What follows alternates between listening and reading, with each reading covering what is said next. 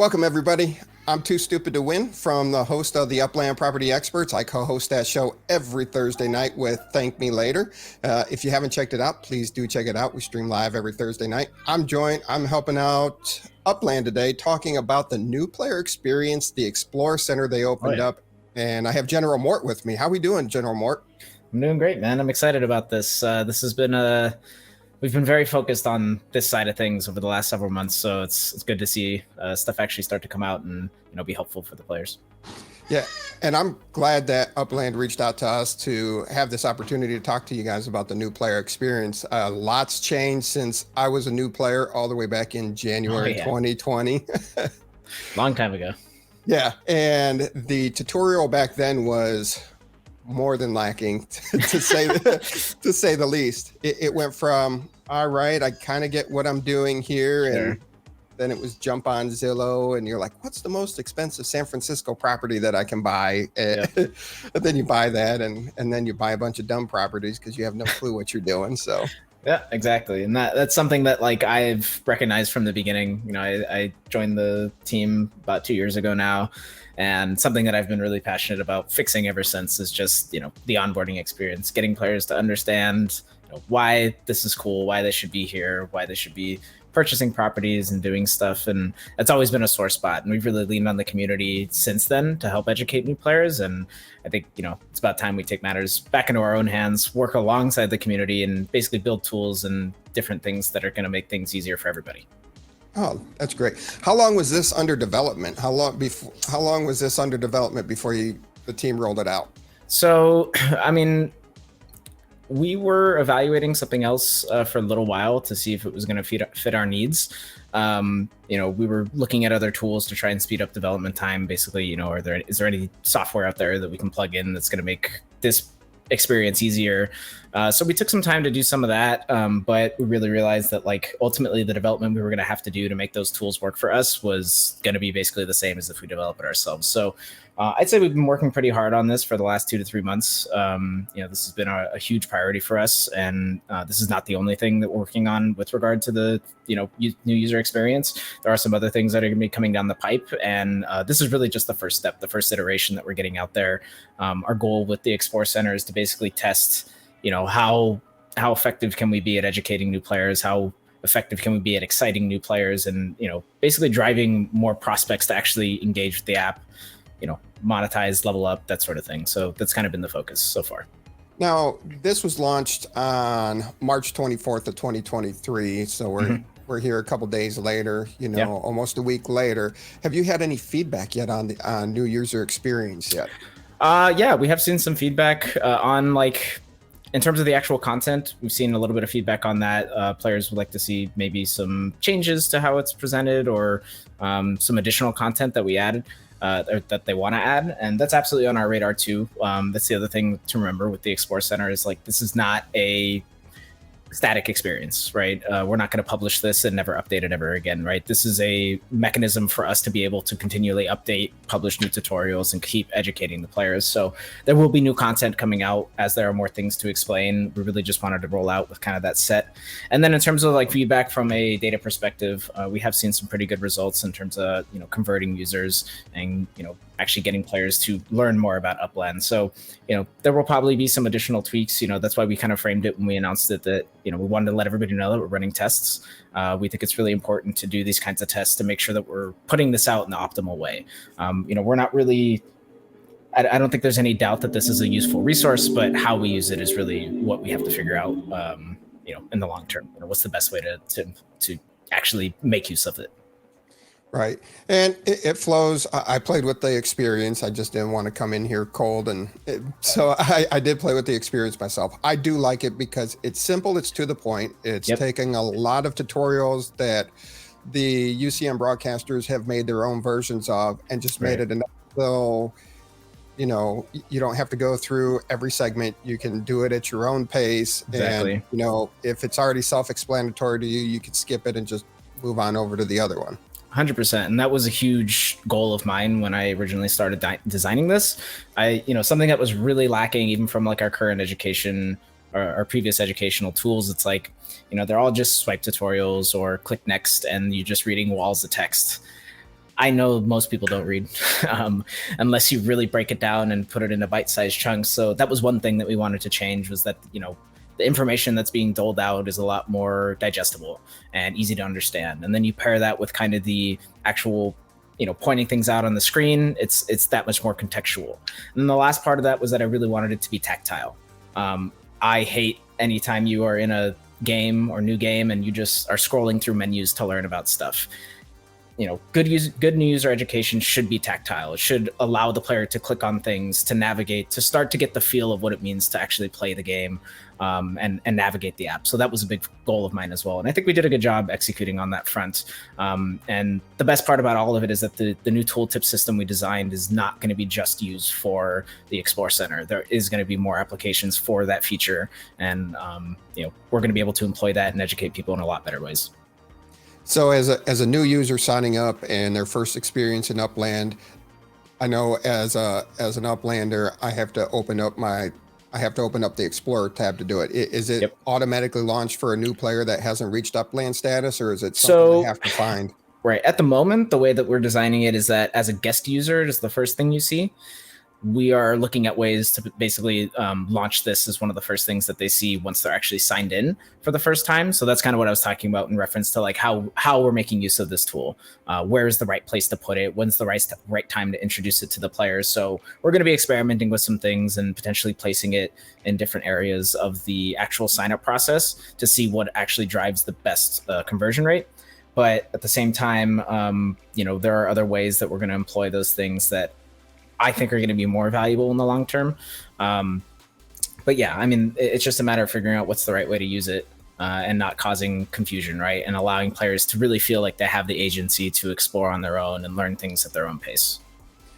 So what it would look like ideally for you is for a new user, as soon as you sign in, it would pop up and say, hey, here's a tutorial, skip later. And then it zooms out to say, okay, you're skipping this, but here's where you're able to find it if you have any questions. Like maybe we'll get them through the first one and kind of make that a manual process. But after that, the goal is to basically say, hey, if you ever get confused, come back here and learn about anything. Or if you just want to explore more of what Upland has to offer, right? That's kind of the two primary use cases there. So I think it's going to be a really valuable resource for existing players in the long run too. Even as I was writing all of the content for the Explore Center, I'm like, there are probably a lot of stuff in here that like even players that have been playing for a very long time have no idea about. And it's just because it's never been packaged in such a easy, digestible way. So I think that was kind of a fun experiment for me, like as a member of the team, to kind of understand like where are the gaps that players are missing, like what are we not explaining well enough, and try and basically bridge everything together. Yeah. Now, some of I bet you'll get plenty of feedback on your treasure hunting segment, because everybody wants to know how to treasure hunt. And I know. this is designed you can't do this in a click tutorial. I mean, that's the problem. So when I was going through the treasure hunt, like how can we like do this in a way where it still is tactile, but at the same time, like we can't have them launch, especially as a guest, right? Because this is a feature that's accessible for guests. Like we can't have them launch their first treasure hunt and explain it. We can't hold their hand. So, right. It's something that doesn't apply there, but it might apply to later features. So, for now, we kind of, our quick fix was to kind of use images in between those tooltips and try and at least show the player what it would look like. But yeah, there's definitely limitations in the Explore Center. And I think like at some point we may have an option to like maybe have a different type of Explore Center for logged in users versus guest users, or basically use some of the underlying infrastructure to kind of introduce different types of tutorials inside the game, so that maybe it is a little bit more handholded, and we can actually show you what it means to treasure hunt and how to do it, where to click on properties, what you're looking for, that sort of thing. Yeah, and there's plenty of other people that have put the time and resources into Absolutely. showing how to do it, and that could be a good way to reference other UCM members that have created content along those notes, so you don't have to recreate the wheel. Right. Absolutely. Yeah. And I don't think we are. I think we just want to make sure that like we're explaining everything the way that everybody understands it. Yeah. So we'll get there. It's just a matter of figuring out how to use those tools in the right way to make that happen. So when you design things like this, there's things that don't make the cut. What were some of the things that didn't make the cut that you were kind of disappointed about? Oh, it's pretty tough. I actually am pretty happy with what we were able to get in. I think the only things that didn't make the cut were like if you do a tutorial as a guest user, like tracking progress between like being a guest and a logged in user, we can see it, but there are certain things that like it's like pretty technical. I won't get too like boring with it, but honestly, for the most part, I was pretty happy with what we were able to deliver. In fact, I was pretty pleased with the product that we put out at the end of the day.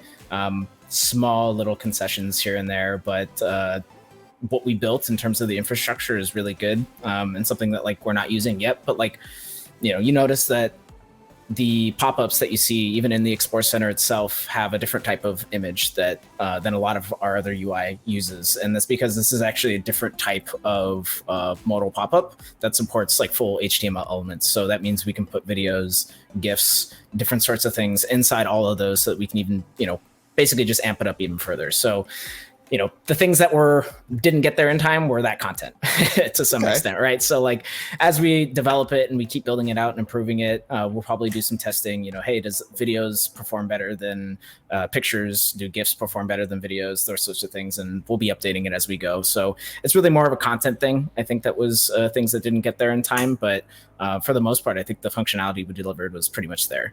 Now there's future stuff that hasn't gotten out yet, and I can probably talk a little bit about that, but I can't say too much. Okay. Well, since you segued into that, what kind of future stuff that you can't talk too much about? So basically, what we're doing is, so we really wanted to do this in a phased approach. The first step was to tackle the guest experience. Basically getting players to sign up, right? That's step one. Now, when they are signed up, there's still a gap, right? Because even if I can teach you all the things you need to know via the Explore Center, at least at a high level, kind of give you a overview of what Upland means, that doesn't mean we're not telling you what to do yet, right? We're not giving you some type of linear progression. And that's something that's been really challenging too, is right? How do we define progression in Upland? Because you might want to buy properties, somebody else might want to buy legits, somebody else might want to buy cars. So it's like you kind of have this omnidirectional pathway for new players that makes things very hard to design like a new player experience, right? Because different players might have different interests. So, step one was to kind of build that tooltip feature and get that out there with the Explore Center. And then step two is actually going to be to use a lot of the infrastructure that we've built to create a mission system. And the mission system is basically going to be our primary mechanism for creating a realistic expectation of progress inside of Upland. That's something that's been sorely missing, in my opinion, for a long time, is like, what does it mean to progress in Upland? What does it mean to get better? And, what is my pathway, right? Players like sandboxes, but people like knowing what to do. So, right. We have to give them some guidance. So we're basically completely redesigning the new player experience from the bottom up in that context, where, we'll have a set of missions that are actually going to guide players on, the early things, right? Just stuff like moving around, sending to properties, purchasing your first property, completing a collection, and designing things in a way where there's going to be a little bit more of a linear progression and a more realistic expectation of progress, both in terms of like learning to play the game and kind of knocking things off the list, and also earning UPIX. To me, it's very important that we find a way to get players to start earning UPIX early, so that they can start to use their UPIX, right? And actually get to Uplander. There's like a huge gap right now where like if they don't level up to Uplander, they're not going to engage very much, right? So step one, get them to Uplander, get them to play in the secondary market to gain access to all the features that they don't have as a visitor. And then I think the game will start to really open up. And if we can educate players the right way to do those things, I think the whole platform as a whole is going to be a lot more powerful. And that's the interesting thing, getting to Uplander, that's never changed from 3 years ago till today. Yes. I think one of the big things of getting to Uplander that's really changed was back in the day, there were a lot more community raids. It was a smaller community and people would help each other get to Uplander. Now I don't see that as much, but the game has grown so big from what it was. We were looking to just get 5,000 users. We were talking about that on our show a lot, like when are we going to hit 5,000, 10,000? We watch these milestones, but it's still the key, getting to Uplander. And how do you get the free to people that like the free to play? How do you get them to Uplander? Because if you Right. sit there and wait for your one property, it's going to take you forever. Exactly. How do you convince the people to spend the $10 you need to just become an Uplander? Especially when they haven't experienced, 90% of what the game has to offer. Right. And that to me is like the biggest gap that we have right now, is not getting those players to see the value proposition, and they either lapse, they don't monetize, they don't level up, and we kind of lose out on that opportunity. So right now, a big part of my goal is, how can we get players to progress to Uplander without monetizing? What are the pathways to do that? What are the steps that they have to take? Like, what are the critical pieces of platform mechanics that I want them to experience so that they're they get hooked? That's really the goal at the end of the day, right? Is getting players hooked.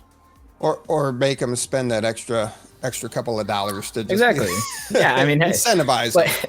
But and in a space like ours, people are always going to be hesitant to spend money first, right? Absolutely. We definitely see players that come in are immediately like, all right, I'm in, I get it, I want to spend money. But that's not the case for a lot of players. So we really have to find a better way to hold their hand, right? And start to give them those dopamine hits, those Right. exciting moments that make you want to keep coming back.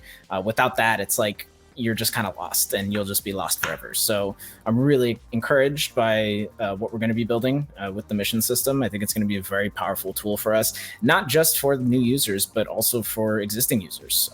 We have, it's interesting you mentioned like how some stuff worked when we had a small community that doesn't work anymore. The same goes for the product and for like live ops and in-game events. There were events that we used to run back in the day that made sense that don't make sense anymore. So it's like, how can we continue to scale in-game events and rewards in a way that's healthy and valuable for all the players? So, beyond, it's called where is your home address, and it happens in this city or this neighborhood or this section of the neighborhood, or if you want to make it even more exclusive, this collection, you have to have a property inside this collection to participate in this event. So there are ways to do fun things still. Absolutely. No, and I totally agree. And I think like we want to explore more ways to encourage community engagement like that. Players that work together, start to encourage more of the node ethos and get players to feel like they're a part of a community when they join a neighborhood. It's not kind of shouldn't feel so transactional. But beyond that, like, creating engagement touch points for the community. We do a lot of things that happen outside the app right now, like the challenges that we run, the giveaways. And I really want to find ways to bring those inside the app. So we do plan to make use of the mission system for those sorts of things as well, right? Create a much more like immediate feedback based system inside the game so that when they are participating, they know when they win, they know when they get rewards, that sort of thing. And if using that would help out really well, because a lot of people aren't on Telegram or Discord or follow Twitter. Some people just play the game and they miss out on those opportunities. And if they knew they were able to participate, it might keep them a little longer. Absolutely. I mean, saying, announcing on our blog and doing an in-app that says, hey, we have a giveaway going is one thing. But to get a pop-up on your main screen that says you have a new mission available, participate, complete this mission for a chance to win, that's like a completely different experience. It's far more intuitive. It's way more engaging. And I think we're going to see a lot more success and activity as a result. So I'm really looking forward to that. Now, that would be really awesome once that's implemented. Yes. See, I didn't say if I said once. So I'm putting faith in you guys. No, I mean, I wouldn't have said it if I wasn't confident that we're going to build it and build it with high priority. Like I said, everything surrounding the new user experience is a high priority for us right now. So this is, we should be starting development on that like very, very soon. And I expect that we'll start to see the fruits of those labors, over the next couple months or so. Nice. I do have a question, because Thank Me Later would be highly upset if I didn't answer this question. Sure. Once you complete all the tutorials under the Explore tab, are you giving away badges? You completed this, so here, have a badge. Not yet. That's actually something that I'll be exploring, and I can't promise for the mission center, but because of the way that, the dynamic nature of the way we're designing the missions, is that we will be able to kind of almost create like pseudo achievements using missions as well. So there could be an achievement like, hey, complete all tutorials and you earn a badge for something like that. Or, own a property in every single city in Upland, and you might get a badge for that, something like that. So we are designing this system with a lot of flexibilities so that we can kind of, my goal is to kind of be able to track anything in the game and reward players for something along those lines. So, and those rewards could be anything from badges to block explorers to Spark, Upix, pretty much anything in the game will be available as a reward via the missions. Okay. Some of the other things that jumped out while looking at through some of the screens, one of them talks, you talk about the meta ventures. Sure. And you talk about being able to build out neighborhoods and things of that nature. Some of the language kind of could disenfranchise a new player, Sure. because this is design entire design entire cities, or create your own, launch a business. So new players can jump in and think could be able to launch a business right away. Be like, oh, this is great. I can buy properties. So is there going to be something in the future or something, because you could turn away as many players as you gain at the same time with the opportunities that they don't have the ability right away to say, create a business or design their own building, something of that nature? Yeah, I mean, of course, the language is a little bit more open because we want to, we want to sell the full vision, and while we're still working on scale on those things, that is still the intention, right? We do want anybody to come in and be able to, launch their own business and work with their neighborhood, with their neighbors to build out everything together. Obviously, we're missing some mechanics there to support those things, and there are going to be changes coming to scale the way that, or rather improve the scale at which we approve metaventure applications and deploy new metaventures, also improve or create new opportunities for the neighborhoods to actually work together. Stuff like group DMs or like a neighborhood chat is stuff that we're exploring, where if you join a node, if you join a neighborhood, now you have this dedicated community chat that is for your whole neighborhood, right? Those are your community members, your fellow people. So we want to make sure that you have a chance to work with them and talk with them. And then in the long term, I think we'll definitely be exploring more opportunities for like community governance, and that's always been a part of the vision, and basically potentially some public works projects, who knows, right? But all those things are kind of coming, and neighborhood ratings is another one, right? That's kind of our first effort at like saying, okay, you are in this neighborhood, there's a competition going on, you stand to gain something from it, like work together and try and win. So we're building towards it. For now, it's kind of about setting the vision. Obviously there's nuances to some of those things, not being able to open your metaventure right away. But I think if we can sell the vision, we can kind of get people in, and then over, the next year or so, I think you'll see a lot more features that are going to support those things. Oh, that's good. And then with will it be easier to have the neighborhood chats now that you have the in-game chat available? Absolutely, yeah. I mean, right now, this is something that's more a matter of like moderation as opposed to mechanics. When you introduce a big change like neighborhood chat, I mean, you got to think there's thousands of neighborhoods across Upland. We have to make sure that those are healthy conversations, not promoting hate speech or violence, those sorts of things. So, we have to basically figure out a plan to moderate those things. And once we have that in place, or we have a community program that will help us support those efforts, that's something you'll see come pretty fast. Yeah, and that would be challenging some of the smaller neighborhoods. Absolutely. You have some small neighborhoods that have less than 50 properties in it, and then you have some larger neighborhoods that has thousands upon thousands of properties. So it's a wide spectrum there. Exactly. The scale, it varies significantly. So it's not something that we want to just like do on a whim and then realize that like we can't support the moderation of it all and have to turn it off, right? So step one is figuring out the right approach, and then eventually we'll get to that point and really move towards that more community-centric environment. Yeah. And what are you most excited about on what has been developed so far with this new user experience for exploring Upland?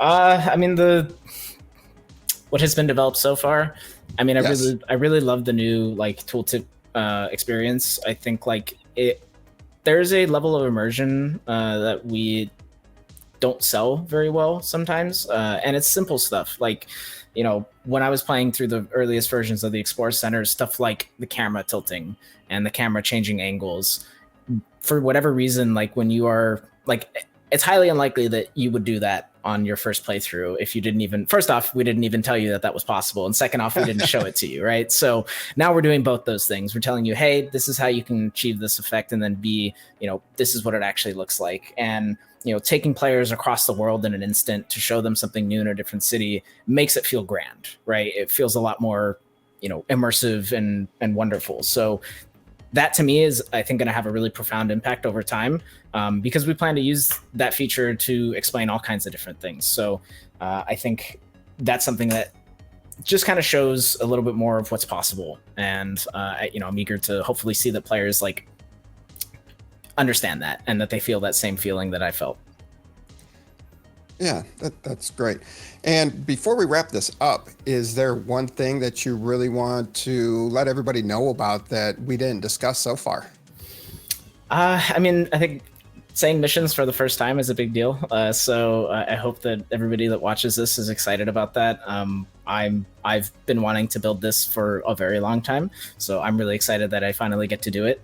It's going to be a process, and I just hope that everybody understands that the way that we do things here at Upland is, we're very iterative. We do things in chunks, and it does, I just want to set expectations that stuff might not be final the way that you see it when it's deployed.